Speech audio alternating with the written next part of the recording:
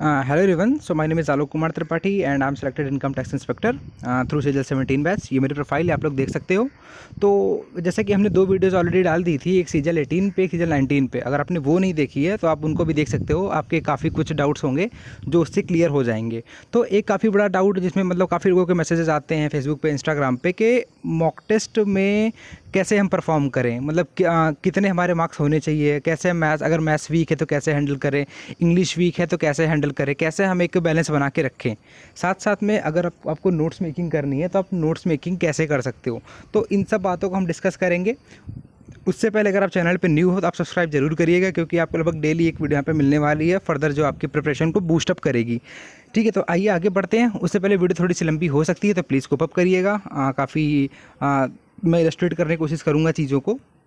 ठीक है, तो पहली बात तो हम बात करते हैं कि आपका एग्ज़ाम कब है। तो लगभग जो डेट है वो 11 अक्टूबर की है जहाँ तक। और अगर आज से आप देखोगे तो आपके पास अप्रॉक्सीमेटली 90 डेज़ हैं, और 90 डेज़ मोर देन सफिशिएंट होते हैं। अगर आपको शुरू से प्रिपरेशन करनी है मेंस की तो भी आप इतने दिनों में कर सकते हो। फिर भी हाँ, एक चांसेस ये भी है कि आपका एग्ज़ाम है वो थोड़ा सा पोस्टपोन और हो सकता है, तो आपको टाइम और मिल सकता है। बट ये डिपेंड करेगा कि चाइनीज़ वायरस जो है वो कैसा रहता है उस टाइम तक।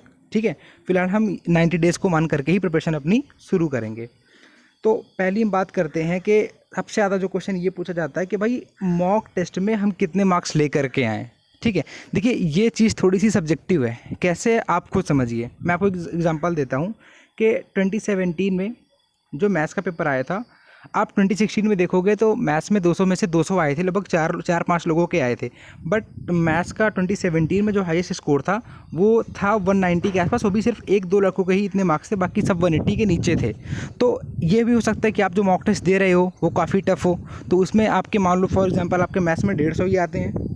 ठीक है, बट वो मॉक टेस्ट बहुत टफ था, तो आपको वहाँ से डिमोटिवेट नहीं होना है। तो इसीलिए मैं हमेशा आप लोगों से यही बोलता हूँ मैसेजेस में अपने, कि आपको अपने मार्क्स ठीक है, मार्क्स अच्छे आने चाहिए, बट आप वो मार्क्स अगर आपके कभी कम आते तो आप डिमोटिवेट मत होइए। कई बार मेरे साथ ये हुआ था कि मॉक टेस्ट बहुत टफ थे, तो मेरा मैथ्स का स्कोर मुश्किल से मॉक टेस्ट में 140, मैं तो 138 तक मेरा मिनिमम स्कोर था।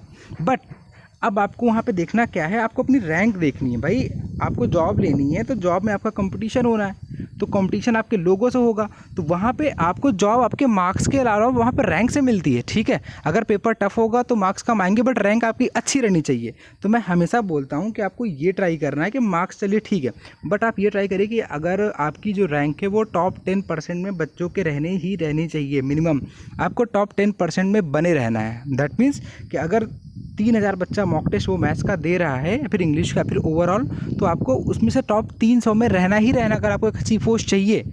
और अगर आपको लगता है कि नहीं, अगर आपको ITI चाहिए, MEA चाहिए, तो आप ट्राई करिए कि आप अपनी रैंक को 2 से 3% के आसपास रखें, 2 से 3% के बाहर मत जाने दें। ठीक है, बात समझ आ रही है आपको? ठीक है, आपका मतलब आपको अपना स्कोर पे तो काम करना उसको तो बढ़ाना है ही, बट उसके साथ साथ में आपको अपनी रैंक पे भी नज़र रखनी है। ये नहीं कि मॉक टेस्ट ईजी आ गया आप उसमें 190 लेके आ रहे हो, बट 190 पे भी आपकी रैंक जो है वो 1000 बंदों में से 400 रैंक है। ठीक है, तो उससे आपको खुश नहीं होना है, आपको कंपेरेटिवली चीज़ों को लेकर के चलना है। ठीक है, अब चलते हैं आगे कि मैथ्स को कैसे टैकल किया जाए, उनके मॉक्स को कैसे टैकल किया जाए, नोट्स मेकिंग करनी है तो वो कैसे करी जाए। आइए आराम से बात करते हैं इस बात पे हम, कि मैथ्स के लिए अगर बात करी जाए कि मैंने मैथ्स के कितने मॉक दिए थे, तो अप्रॉक्सीमेटली मुझे लग रहा है कि मैंने 75 के अराउंड तो डेडिकेटेड मतलब मेंस के पहले मॉक दिए थे। इतने ज़्यादा मॉक्स का रीज़न भी एक था कि हमारा प्री अगस्त में हुआ था, फिर सितंबर, अक्टूबर, नवंबर, दिसंबर, जनवरी, मोटा मोटा 4-5 महीने का टाइम हमें मिल गया था, तो हम इतने अच्छे से मॉक दे पाए थे। ठीक है, पहले बात करते हैं कि अभी के लिए आपको क्या करना है। दैट मीन्स आपको जुलाई और अगस्त में क्या करना है। तो जुलाई और अगस्त में आपको ये करना है कि वीक में आप मैथ्स के, अगर आपका कोर्स ख़त्म हो चुका है, आप काफ़ी दिनों से पढ़ रहे हो, आप 1-1.5 साल 2 साल से पढ़ रहे हो, कोर्स आपका ख़त्म हो रखा है, तो आप ट्राई करिए कम से कम 2 मॉक टेस्ट दीजिए। ठीक है, वीक में आप 2 मॉक टेस्ट दीजिए। आप कैसे भी डिवाइड कर सकते हो उसे, एक आप चाहो तो लगातार सैटरडे संडे दे लो, या फिर आप एक वेंसडे को दे लो, एक संडे को दे लो, एक थर्सडे को दे लो, एक सैटरडे को दे लो, मतलब वीक में 2 दीजिए, थोड़ा सा गैप करके। ठीक है, अभी आपको बस ये करना है। और इंग्लिश के लिए भी आपको सेम करना है कि वीक में आप 2 मैथ्स के दीजिए, 2 इंग्लिश की दीजिए। मॉक टेस्ट की टाइमिंग क्या रहनी चाहिए? तो टाइमिंग वही रहनी चाहिए जो एसएससी की रहती है। दैट मीन्स आप ट्राई करिए कि आप 10 से 12 मैथ्स दीजिए और 2 से 4 इंग्लिश दीजिए, क्योंकि यही वो टाइम होता है जब एसएससी पेपर करवाती है। तो आपके माइंड को धीरे धीरे उस टाइम पे एक्टिव रहने की, वो काम करने की आदत पड़ जाएगी। ठीक है, तो अभी आपको जुलाई अगस्त में 2-2 मॉक ही देने हैं, और जब सितंबर आएगा और आपका कोर्स ख़त्म हो चुका होगा तो आप आराम से वीक में 4 से 5 मॉक टेस्ट, मतलब 4 से 5 दिन में डेली आप एक मॉक टेस्ट देंगे। अभी आप 2-2 दीजिए, बाद में आप 4 से 5 देंगे। अब बात करते हैं कि चलिए ठीक है, आपने 10 से 12 मॉक टेस्ट दे लिया। अब मॉक टेस्ट दिया, आपका कुछ स्कोर आया आपके। अब फॉर एग्जांपल हम मान लेते हैं कि आपने अटेम्प्ट पूरे के पूरे कर लिए थे, या फिर चलिए हम मानते हैं कि आपने 90 अटेम्प्ट किए थे, 10 आपके अनअटेम्प्टेड थे, और इस 90 में से भी आपके क्या हो गए, 10 क्या हो गए, गलत हो गए। और मे बी कि जो आपके 80 सही हुए हैं उसमें से 2-4 आपके ऐसे होंगे जो आपने गेस के बेसिस पे किए थे। तो जब आप नोट्स बनाने बैठेंगे तो कुछ क्वेश्चंस ऐसे हो सकते हैं कि जो कि मतलब एसएससी के फील्ड में नहीं होंगे, और मॉक टेस्ट वाले आपको पता है कि वो कुछ क्वेश्चन टफ डालते हैं। तो फॉर द टाइमिंग अगर आपको लगता है कि क्वेश्चन मतलब सिलेबस के बाहर का है, बहुत ज़्यादा टफ है, तो आप फॉर द टाइमिंग आप उसे इग्नोर कर सकते हो। ठीक है, बट जो क्वेश्चंस अगर आपको लगता है कि नहीं क्वेश्चंस एसएससी पूछती है ऐसे क्वेश्चंस को और आपसे नहीं हो रहे हैं, या फिर आपको फार्मूला नहीं याद है, या फिर आप कैलकुलेशन पे कहीं गलती कर रहे हो, तो आप, मैं हमेशा बोलता हूँ कि आप अपने पास एक सेपरेट नोट्स रखिए मॉक टेस्ट के लिए, जो आप मॉक टेस्ट देते हो। जैसे ही आपने मॉक टेस्ट ख़त्म किया, ठीक है, आप एनालिसिस खोलिए, बीच में 10 मिनट का आप गैप लीजिए, और 10 मिनट बाद वापस आके पूरे अच्छे से एनालाइज करिए कि आपका किस टॉपिक पे, किस चैप्टर पे कोई फार्मूला नहीं याद, आप कहाँ पे क्या चीज़ें नहीं कर पा रहे हो, और उनको टैकल करने के लिए फिर आप जितने भी क्वेश्चन थे, 10-20 क्वेश्चन थे, उनको आप अपने उन्हीं नोट्स में लिख लीजिए। और अगर उनसे रिलेटेड कोई फॉर्मूला है तो उसको भी बगल में लिख लीजिए। और जब भी आप अगले दिन पढ़ने बैठें तो साथ साथ में उस कॉपी को भी रखें, और एक बार उन क्वेश्चंस के थ्रू आप गो थ्रू हो लीजिए कि अच्छा ये क्वेश्चन आएगा तो मुझे ऐसे ऐसे सॉल्व करना है। तो इससे ये होगा कि जो चीज़ें आपको नहीं आती थी वो भी कवर हो जाएंगी, फॉर्मूले आपके टोटली रिवाइज होते रहेंगे, और कुछ अगर नया कॉन्सेप्ट होगा तो वो भी आप वहाँ पर ईजिली चीज़ों को सीख पाएंगे। ठीक है, तो नोट्स मेकिंग आपको मॉक टेस्ट की करनी ही करनी है। This will greatly help you. और अगर आप लोग कहेंगे, तो अगर आप लोग ये कहेंगे तो मैं, मेरी जो नोट्स थी मॉक टेस्ट की, मैं उनको ज़रूर से अगली वीडियो में उन पेजेस को स्कैन करके आप लोगों के साथ शेयर करूंगा, जिससे आप लोगों को भी एक इंसाइट्स अच्छी मिल पाए उस बात पे। ठीक है, और जो मैंने मैथ्स के लिए बोला था वही आपको इंग्लिश के लिए भी करना है कि आप वीकली 2 मॉक टेस्ट दीजिए। ठीक है, और बाद में आपको लास्ट महीने में, 1 महीने पहले जस्ट आप वीक में 4 से 5 मॉक टेस्ट दे सकते हो।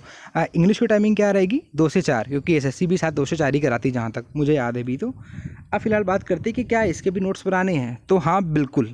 ठीक है, अब फॉर एग्जांपल से ये मानते हैं कि जैसे कुछ लोग टेक फॉर ग्रांटेड लेते हैं एक्टिव पैसिव वाइज को, ठीक है, डायरेक्ट इनडायरेक्ट को। ठीक है, तो कई बार ये होता है कि ये क्वेश्चंस आपके लिए एक मतलब चीज़ वाला पिज़्ज़ा होता है आपके लिए एक तरीके से। ठीक है, कि आप इसे खाना चाहते हो, बट ज़्यादा कई बार आप गलती भी कर जाते हो। तो इसमें कई बार कुछ क्वेश्चंस होते हैं वो थोड़े से यूनिक होते हैं, तो मे बी कि आप मॉक टेस्ट में उन्हें मिलते होंगे, कहीं पे टू लगना है, कहीं पे प्रीपोजिशन कोई अलग से लग रही है, आप वो चीज़ें नहीं कर पा रहे हो, तो ये छोटी छोटी गलतियाँ आपको महंगी पड़ सकती है एग्ज़ाम में। तो वो गलती आपको नहीं करनी है। तो आपको नोट्स इसके भी प्रिपेयर करते हैं साथ साथ में। कैसे प्रिपेयर करना है, आपने मॉक टेस्ट दिया, आपके कुछ questions narration active voice passive wise के गलत हो गए, तो आप देखिए आपको क्या रूल्स नहीं आते, कि आपको प्रीपोजिशन नहीं पता है, कि आपको उसका जो अरेंजमेंट है, कौन आगे होगा कौन पीछे होगा, तो उन चीज़ों को भी आराम से नोटबुक्स में लिखिए, और जब अगले दिन पढ़ने बैठिए तो उनको पहले रिवाइज़ करिए। अगर आप लोग बोलोगे तो मैं ज़रूर से ज़रूर मैंने जो नोट्स बनाए थे वो अब मैं आपके साथ शेयर करूँगा एज अ PDF फॉर्मेट में, कैसे भी करके वो मैं कर दूँगा।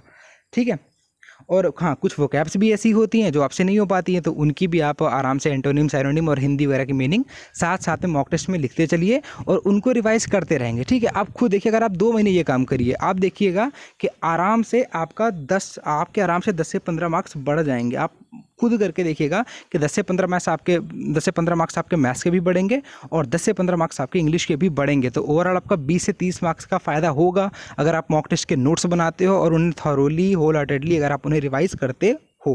ठीक है, तो इसे आपको इग्नोर नहीं करना नोट्स मेकिंग को। ये नहीं करना कि आपने बस मॉक टेस्ट दिए और साइड में फेंक दिया लैपटॉप को, ठीक है हो गया मेरे 150 नंबर आ गए, मैंने तोप चला ली। ठीक है, ये नहीं करना है। अब चलते हैं अगले टॉपिक पे कि कुछ लोगों का ये होता है कि भाई मेरी मैथ्स कमज़ोर है लेकिन इंग्लिश अच्छी है। ठीक है, और इसका रिवर्स केस होता है। हम दोनों की बात करते हैं। देखिए अच्छी बात है, ठीक है, अगर आपको कोई बहुत अच्छा कमांड है, हम ये कब जान सकते हैं कि मेरा ये सब्जेक्ट अच्छा है, जैसे मैंने बोला कि अगर आप मॉक टेस्ट देते हो तो अगर आपकी ऐसा मान लो कि हो सकता है कि आपकी मैथ्स में जो रैंक आ रही है वो 10% बच्चों में से आ रही है। मतलब अगर 100 बच्चे दे रहे हैं तो आपकी रैंक 10 नंबर पे है, या फिर 1000 बच्चे हैं तो आपकी रैंक 100 नंबर पे है, ठीक है। और अगर इंग्लिश में भी 1000 बच्चे दे रहे हैं बट यहाँ आपकी रैंक जो है 20 है।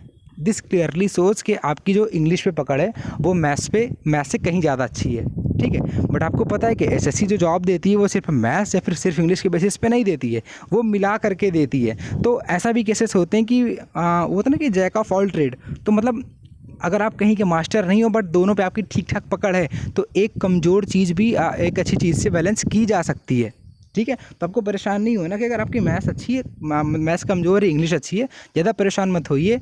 इंग्लिश अच्छी है तो उसे और अच्छी करिए और साथ साथ में ट्राई करिए कि आपकी मैथ्स भी अच्छी होती रहे। जैसे ये अगर कमज़ोर है तो ये बैलेंस कर ले, ये कमज़ोर है तो वो बैलेंस कर ले, ठीक है। सेम चीज़ होती है कि आपको ओवरऑल अगर आप ट्राई करिए कि एवरेज स्कोर अगर अच्छा पेपर है तो आप आराम से 340 अराउंड अपना टारगेट लेकर के चलिए।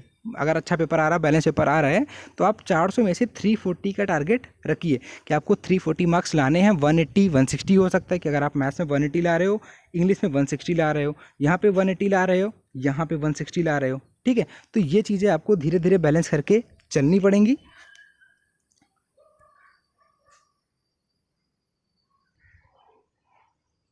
नेक्स्ट एक बात और करी जाती है कि कुछ लोग यही पूछते हैं कि मॉक टेस्ट किसके दें, ठीक है। देखिए, तो मैं यहाँ पे किसी का एडवर्टीजमेंट करने नहीं बैठा हूँ, ये फुली आपके ऊपर है कि आप किसके देने चाहते हैं। कुछ फेमस अगर आप ये जानना चाहते हो तो टॉप रैंकर्स भी है, टॉप रैंकर से मॉक भी ठीक ठाक होते हैं। फिर आप एसएससी ट्यूब पे भी मॉक दे सकते हो। इनके जो फ्री मॉक्स होते हैं, शायद वीक में एक मॉक आपको फ्री देते हैं, तो उसमें काफ़ी ज़्यादा लोग पार्टिसिपेट करते हैं एसएससी ट्यूब के मॉक्स में। तो और आप लोग भी शायद उसी के मॉक देते होगे, फ्री वाले, या फिर आप पेड वाले भी किसी के ले सकते हो। तो टॉप रैंकर्स हो गया, एसएससी ट्यूब हो गया, इसके अलावा टेक्स्ट बुक हो गया, ग्रेड अप हो गया, तो हम लोग भी इन्हीं सब के दिया करते थे, ठीक है। तो मॉक टेस्ट कुछ फेमस हैं, आप उन्हीं में से दीजिए जिसका आपको सही लगता है। बस आप कहीं से एक फिक्स कर लीजिए और उसको ईमानदारी के साथ दीजिए। यानी कि आपने चारों के खरीद रखे हैं और कभी किसका दे रहे हो, कभी किसका दे रहे हो, ठीक है। तो वो चीज़ आपको हौश पौश वाली नहीं करनी है। एक कोई भी खरीद लीजिए, उसका आप ईमानदारी से दिए। सभी आजकल हर मॉक टेस्ट वाला यही ट्राई करता है कि उसको अपनी मार्केट बनी रहे, ठीक है। तो आपको किसी का भक्त नहीं बनना है, किसी का चमचा नहीं बनना है, बस आप किसी को एक सेलेक्ट करिए और उनके मॉक अच्छे से दीजिए। तो आई होप कि इस वीडियो में मैंने काफ़ी चीज़ें क्लियर कर ली हैं और अभी आप लोगों को भी कोई डाउट रहा नहीं होगा। अगर फिर भी कोई डाउट है तो आप कमेंट करिएगा और उसको हम रिजॉल्व करेंगे, ठीक है। टिल देन पढ़ते रहिए, bye bye and God bless you all.